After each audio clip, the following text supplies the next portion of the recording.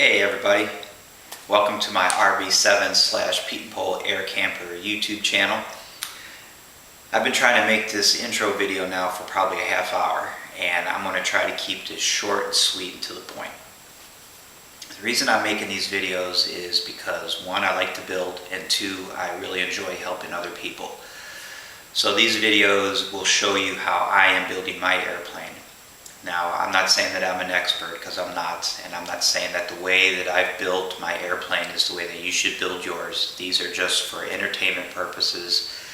Maybe when you watch these, it will spark some ideas in your own mind on ways that you want to build your airplane. The other reason I'm making these videos is because I need help building my RV7. I can build the airplane myself. Financially, it would take a very long time to do it. I would rather not wait a very long time because I want to use this airplane as a platform to travel around the country and help other people with their aircraft projects or with their aircraft maintenance. So in order for me to do that, I've set up a GoFundMe page and an Amazon wish list, and those links will be in the description of all of these RV videos. So if you feel moved enough when you watch these videos, if they've helped you and you feel motivated in return to help me, I'd appreciate your donation or your purchases from the wish list. So that's it. That's the mission of the airplane. Like I said, I'd like to use it as a platform to travel to people. They can reach out to me and say, hey, I'm building an RV, whatever. I'm building a Pete and Pole air camper. I'm building a Stoll type airplane. I have a certified airplane that I need some help with, whatever it is. I would like to be able to fly to their shop, to their hangar, and be with them real time, hands-on, and try to help them as best I can. I might not be able to help. Maybe I show up and the only thing that I can do is help you move a wing from one side of the shop to the other. I'm okay with that. So that's the idea. And as a little thank you, as little as it is, this is an RV7 elevator skin, and if you make a donation or you purchase something from my wish list, I'd like to add your name to this skin, and ultimately, hopefully, I'll have it full of names, and those names and the skin will be mounted at my hangar, what I call Wall of Honor, just as a little recognition that these people were nice enough to help me with my project. So that's it. Again, these are the RV7 videos. You might be interested in checking out my Pete and Pole Air Camper videos as well. But that's it. All right, that's enough yip yap for now. I say we get to building some RVs.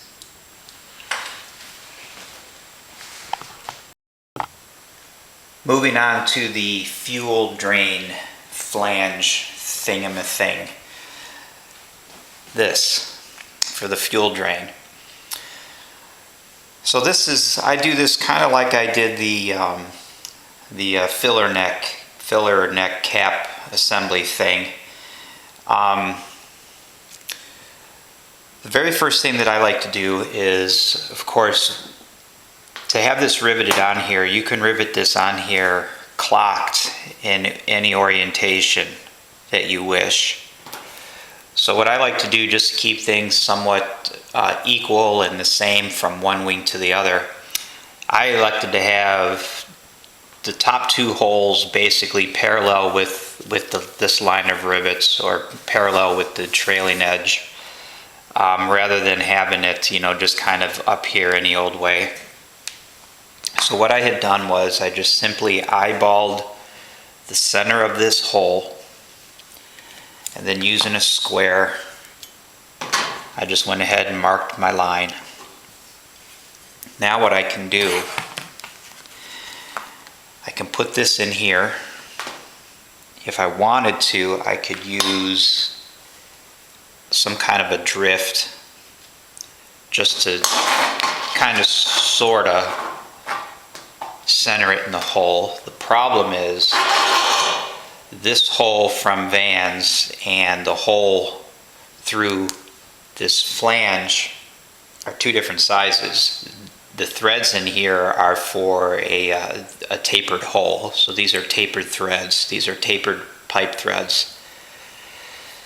So with the holes being two different sizes, you know, this rests on the drift long before it fills the hole in the skin. So you've got a little bit of play. So basically what I'm going to do is I'm just going to lay this on here. I'm going to run my line through the center of these two holes. And again, this is all just by eye. And then I'll check it from the back to make sure that this hole is centered on this hole. And what I'll do is, once I get that set up to my satisfaction, like I did with the fuel filler neck, or the flange for the fuel cap, I've got my line through these holes. I've got this hole centered with the hole in the skin, and I'll take my marker and I'll just pick one of these holes and make a mark. Now that I have my mark, I'll center punch it. I'll come over with the small drill bit, drill a small hole, drill up to the this hole size, which is still, this is a number 40. I'll come up to a number 40 drill. Put this back in place, run a cleco through the hole that I just drilled. Make sure that my line through these two holes is still correct. Make sure that this hole is centered with the hole in the skin, and then do the same thing. Mark another hole, center punch it, drill it, come back for the third time, cleco the holes that I just drilled, and then at that point, with it held in place with two clecos, and with this being a thin skin and this being a slightly thicker piece of aluminum, this now becomes my drill jig. And at that point I'll just go ahead and match drill the other holes. So let me get that kind of stuff going here, and I'll come back with some more video. I'm going to do this real time here, see if I can get this knocked out relatively quick so that this video is not hours in length. So I've got my line, I had my my flange where I want it, and I've marked my mark through the hole of the flange. So I'm going to go ahead and center punch it. This is thin aluminum, so I don't need a lot of tension on my center punch here.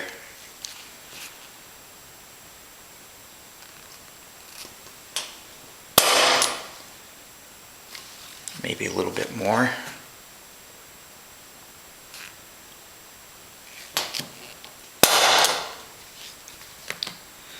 All right, now I've got my nice small drill bit. I've got my my magnifying glasses on so I can see that this is exactly where it needs to be.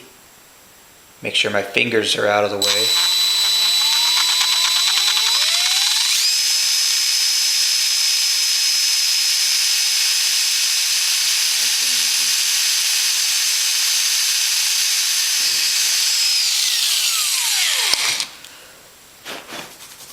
All right, now go up to the number 40. Where did I put it? Here he is. So the reason I'm going right to a number 40, one, this skin has already been match drilled to all of the ribs and all the stiffeners to full size, to a full number 40. So all these holes are already to number 40 size. So at this point, I'm just going to go ahead and do all these to that same size.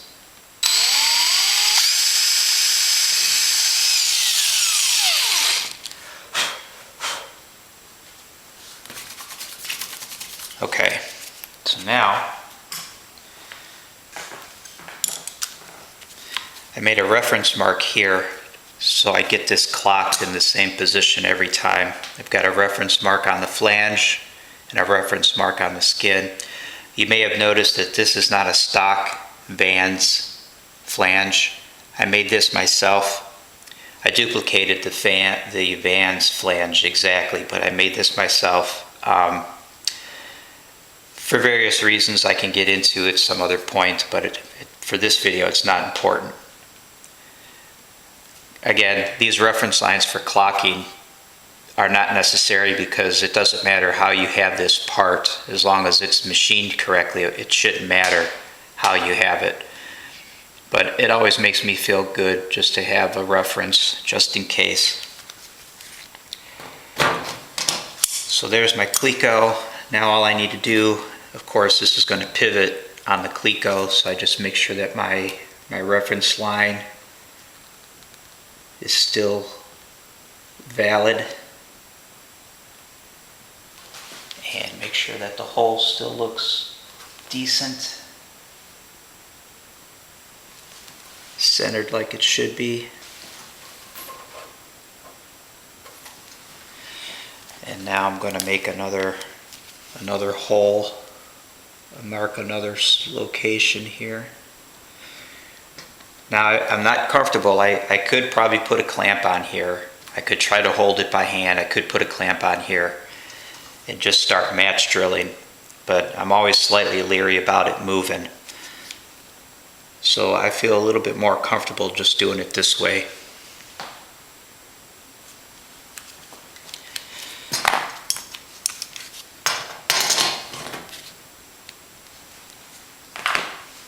Switch bits.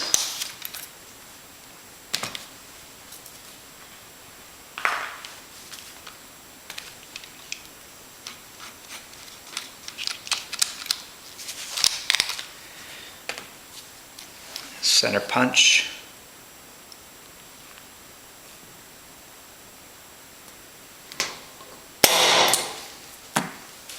Small drill.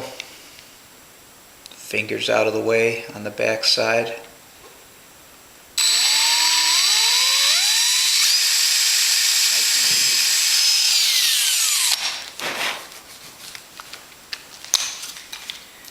Back to the big bit, the number 40. Fingers out of the way.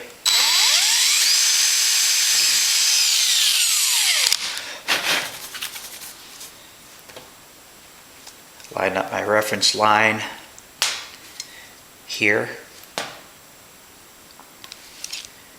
A couple of clecos.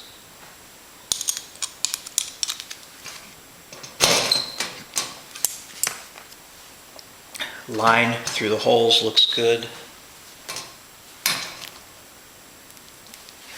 The main through hole looks nicely centered. So at this point, this is not going to go anywhere. I can keep my number 40 drill bit and just match drill.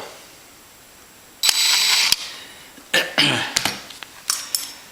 keep these out of the way, I'm going to put them on the back side.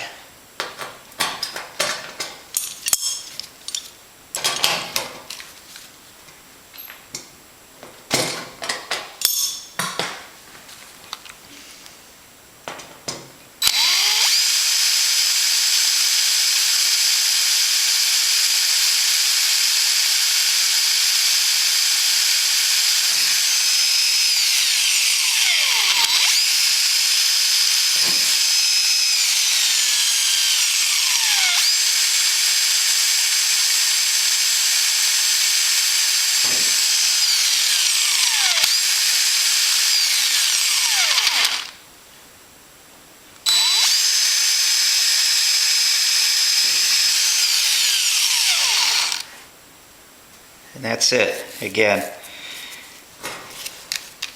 make sure your fingers are out of the way on that back side, and drill nice and slow. You don't have to have a ton of pressure on it, because when the bit breaks through, you don't want it running into your flange or your skin. Of course, there's always a drill stop, which is recommended. but I tend not to use those. I just go a little bit slower and make sure I'm not killing it on the pressure. So that's it. This is ready to roll. Of course, I got to take it apart and deburr everything. And then I believe that's it for the flange. It's already countersunk for the rivets. The skin does not need to be countersunk or dimpled or anything like that. That's it.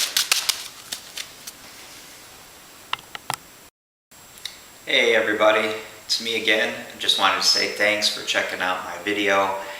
And like I said in the intro, if you find these videos helpful and useful and you're moved enough to want to, in return, help me with my project, my GoFundMe link and my Amazon wish list link is in the description of each of these videos. And again, if you do make a donation or a purchase, I'll add your name to this elevator skin, and it will be displayed on my wall of honor at my hangar. So that's it. Thanks for coming by. I really do appreciate the donations, and hopefully when this aircraft is finished, we can meet in person and I will be able to help you or anybody else who needs help with their project, and we'll see what happens. All right, thanks again, and we'll see you in the next video.